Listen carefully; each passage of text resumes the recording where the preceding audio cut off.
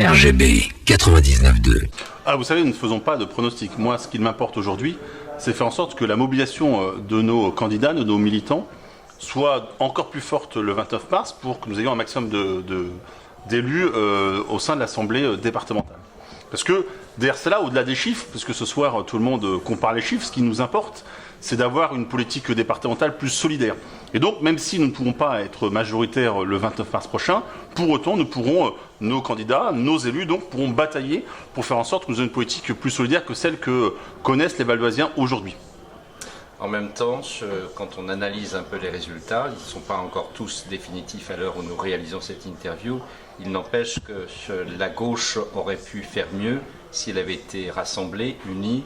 Et on a l'impression de découvrir dans ce département, comme d'ailleurs dans d'autres départements de France, une gauche plutôt fracassée. La division de la gauche, elle est malheureusement le cas quasi partout en France. Le département de l'Oise ne fait pas exception. Nous le regrettons, nous avons nous localement essayé de construire un partenariat durable, ce qui avait été le cas lors des municipales, il n'a pas pu être le cas lors des départementales, nous l'avons regretté, nous le regrettons. Quand on regarde effectivement, comme vous le dites, les résultats, si on avait pu avoir des coalitions de gauche, nous serions sur l'ensemble des cantons au second tour. Cela est fait. Maintenant, nous appelons l'ensemble des électeurs, l'ensemble des partis de gauche et écologistes à voter pour les candidats de gauche au second tour le 29 mars prochain sur les 9 cantons où nous sommes présents. Et nous appelons également l'ensemble des républicains à voter contre l'extrême droite partout où l'extrême droite est présente au second tour. Pour notre part, sur les cantons où nous ne sommes pas candidats, n'avons pas de candidat le 29 mars, nous appelons évidemment à battre l'extrême droite et nous sommes très surpris, pour ne pas dire plus, déçus ou autres, que l'UMP, l'UDI, alors l'UDI l'a fait, mais l'UMP refuse cela.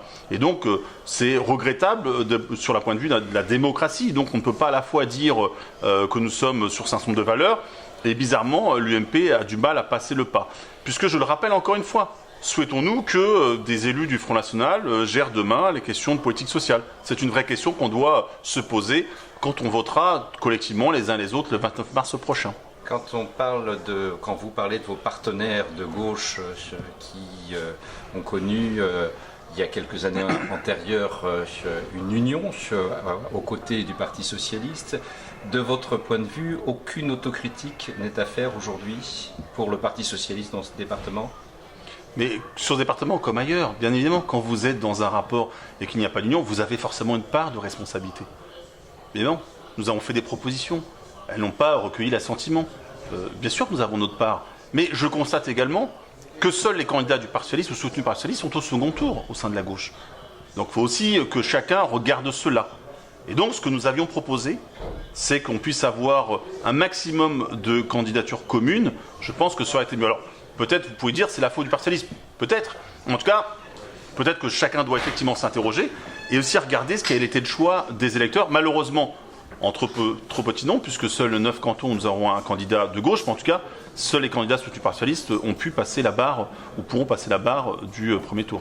Comment envisager la reconstruction si un jour il y aura reconstruction à gauche ? Ce que je note, c'est que dès ce soir, j'ai cru comprendre qu'au niveau national, les autres partis de gauche et le Parti socialiste appelaient à cette union.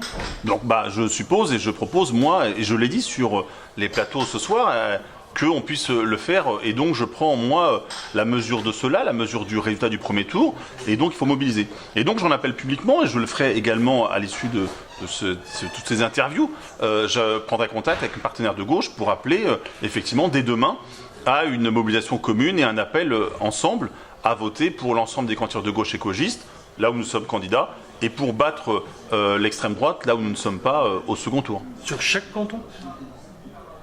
C'est notre position. On n'a pas parlé de l'abstention comme si c'était un petit peu aujourd'hui quelque chose de normal, de structurel. J'ai même entendu sur un plateau de télévision Alors, tout à l'heure. Ce n'est pas mon point de vue. Est-ce à dire qu'il y a une forme de défaitisme où on considère que plus de la moitié du corps électoral reste à la maison, même pour une élection comme celle-ci ? Ah non, je pense que c'est pas... Moi, en tout cas, je ne sais pas où vous l'avez entendu, qui l'a prononcé, ce n'est pas le cas de la position du Parti socialiste. Nous souhaitons un maximum de personnes qui viennent participer, parce que derrière l'abstention, c'est aussi le lien à la démocratie, le lien à la République. Et quand, au début de l'année, on parle de renforcement nécessaire du pacte républicain, ça passe effectivement par le vote.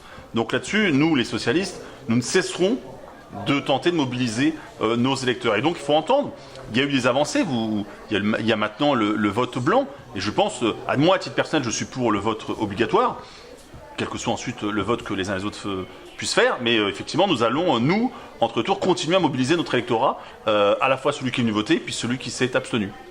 Rendez-vous au deuxième tour alors. Voilà. Merci. Actu 95, l'information en Val d'Oise.